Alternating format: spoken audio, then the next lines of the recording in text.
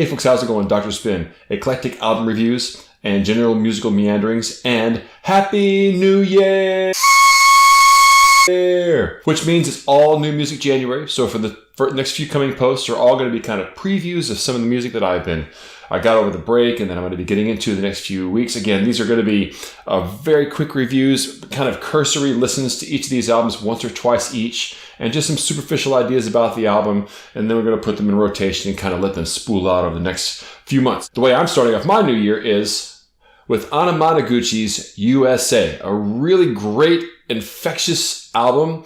Anamanaguchi is a quartet, US quartet, who finds most of their inspiration actually in video game music and Japanese cultures, as they'll say on their website in various places. They are sometimes regarded as a chiptune band, sometimes regarded as a bit pop band, but in any case, they incorporate a lot of kind of classic 8-bit video game sounds into their soundscape. They never get too terribly serious with the sounds that they're making. There are some kind of sound experiments on the album, but most of all, USA is a really fun listen, really high energy listen, kind of borders on instrumental with a few collaborative tracks that they did. One most tellingly with a Vocaloid personality.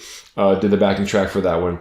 And despite the album being so synth heavy, so synthetic in its feel, at the core of what the band is doing is there's hands on instruments. There's guitar players. Most of the stuff, if you watch live videos of Anamanaguchi playing, is they're a quartet all playing guitars with pretty heavy, sequencing backup.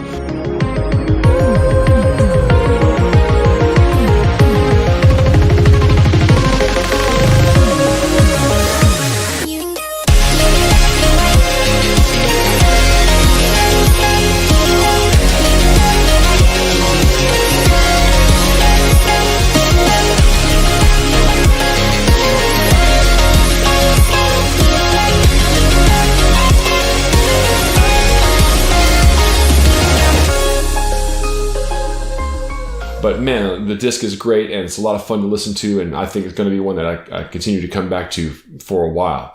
Okay, so the second one is the new album from Battles, and this is Juice B. Crypts. Now, I'm a big-time Battles fan from back in the day. I got into Battles when they were a quartet with Tanya Braxton, and they had the song Atlas around 2010 or so. And that album for me is a classic, so much so that I've followed Battles pretty ardently ever since. But since Tanya Braxton left, there's a big change in the band, and the Gloss Drop is a pretty good album.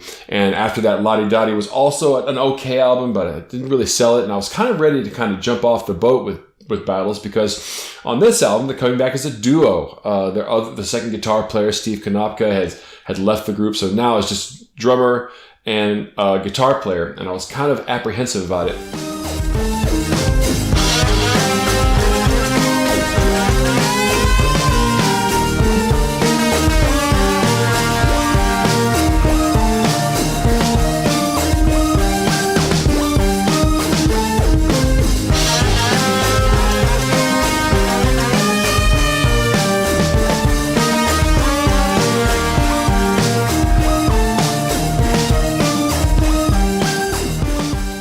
But what they added back to the mix on this album that they hadn't done on La Di Da was some more collaborations, some more vocal collaborations. And I think that vocals actually kind of help Battles keep themselves focused. It kind of forces them to work within a song form. And I think that especially the way that they structure their songs, they will have a tendency to just kind of go off and off into the ether and just kind of meander off into math rock craziness, which is interesting, but not always something that will hook you or really keep you coming back unless it's done with a lot of conviction.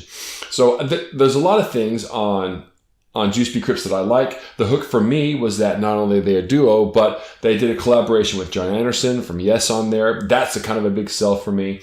But I will say that the difference between Mirrored and Gloss Drop was very big whenever Tanya Braxton left the band. When Steve Konopka had left the band for this album, for Juice B. Crypts, the impact on the sound isn't nearly as noticeable. I would love to see Battles install a full-time kind of experimental vocalist. There's no small amount of crazy instrumental, experimental vocalists out there that would step into Battles and do extremely well. I mean, Mike Patton would be a great example, and there's no reason why that couldn't happen, because John Stanier, the drummer, is hooked up to him through Tomahawk. But any number of great experimental vocalists out there will do. And somebody who I recently got into that would be a very interesting fit in that regard is Crystal Beth. Her album Push Through. Trey Gunn, I follow him on Facebook, and sometimes Trey Gunn of King Crimson fame. He suggests other local Seattle artists, and was really pushing this album hard. Like the first time he had mentioned that he was really trying to support and advocate for Crystal Beth as an artist. I kind of was like, okay, well that's interesting, and I listened to it, and it kind of didn't quite catch my ear. But I came back and I did it again. And kept on pushing on it, and I saw it a couple more times.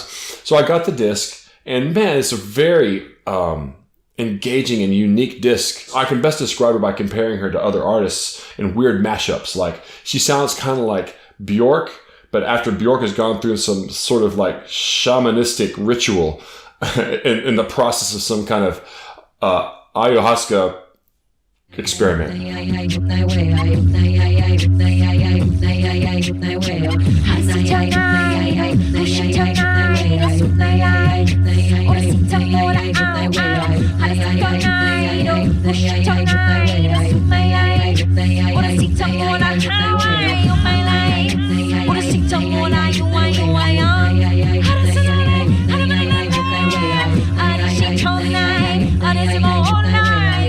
Does a lot of vocalizing, so she kind of sings in her own language, more for its impact and the sound qualities and the syllables that she uses.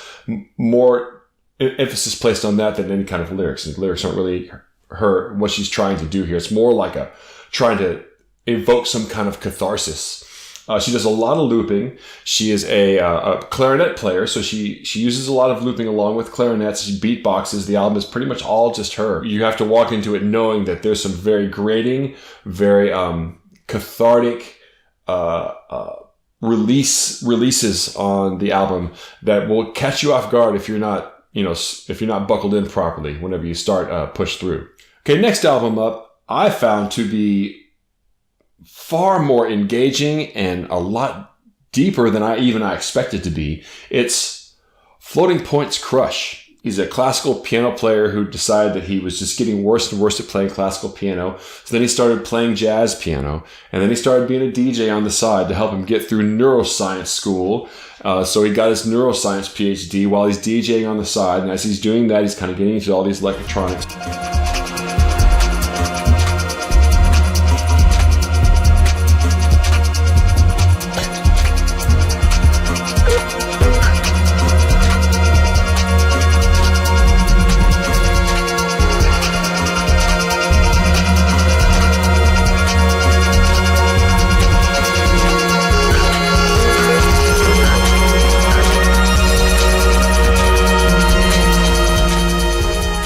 These pieces on Crush were developed while Floating Points was doing a solo gig opening for the XX on their most recent tour.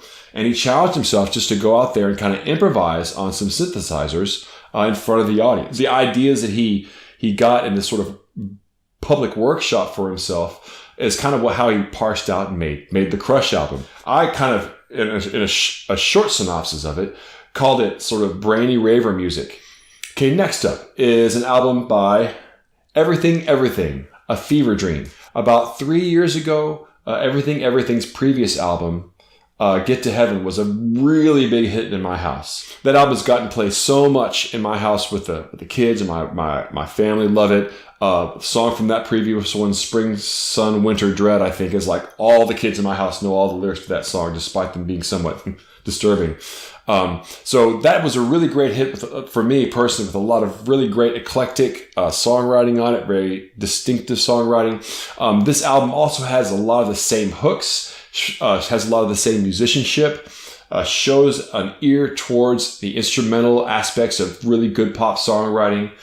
Still feels like it's part of that British rock tradition, but a very 21st century iteration of that tradition.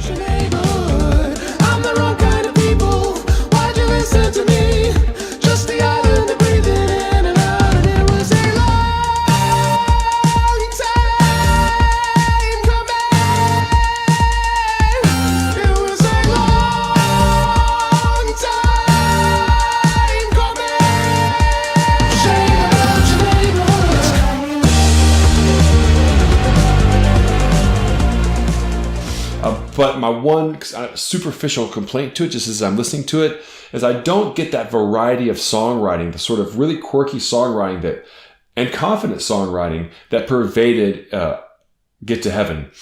All those songs on that previous album, each one kind of had a lot of character. And this one seems, character-wise, seems a little more even.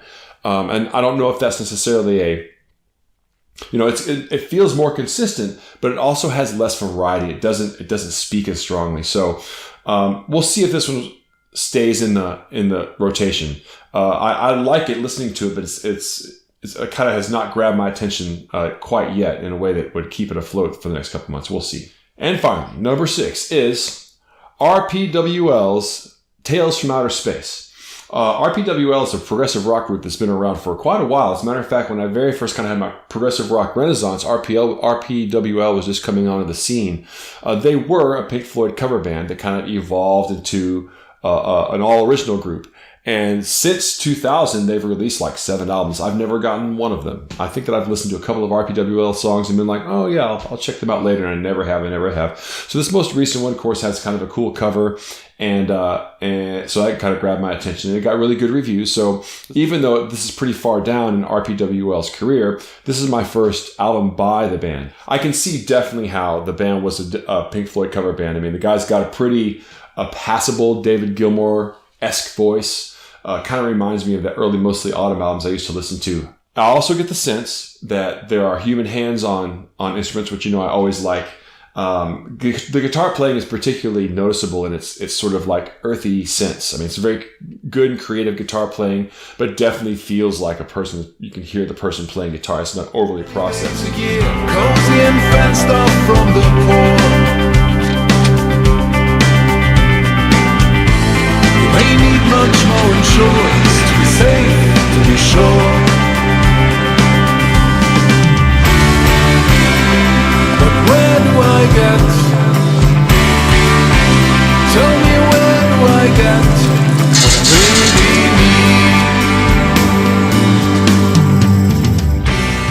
need? My complaint about the album is that it seems pretty safe. Like I wouldn't call it sterile, but I would call it sanitary.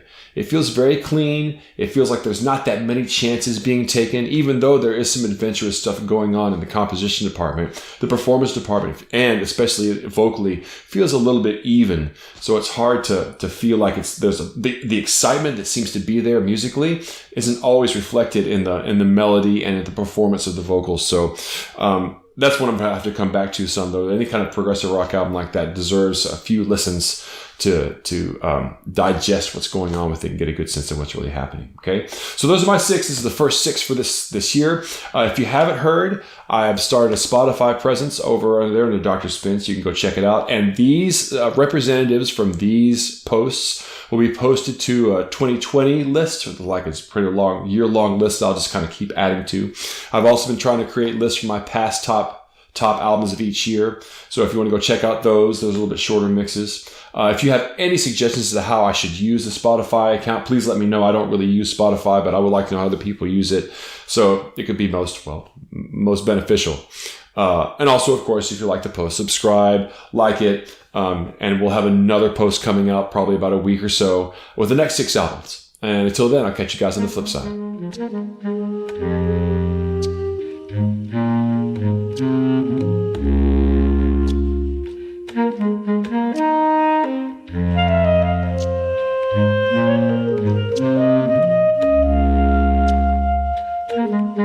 Thank you.